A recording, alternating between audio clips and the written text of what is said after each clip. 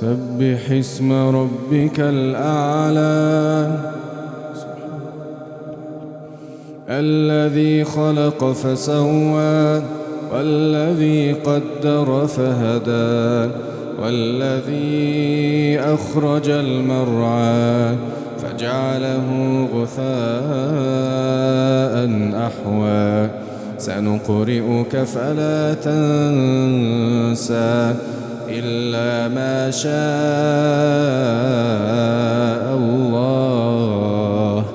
إنه يعلم الجهر وما يخفى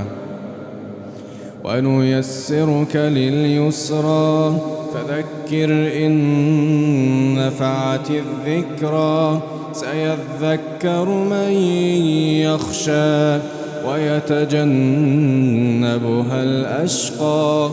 الذي يصلى النار الكبرى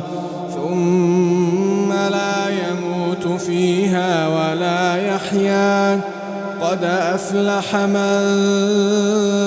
تزكى قد أفلح من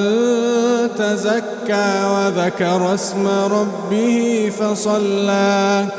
بل تؤثرون الحياة الدنيا والآخرة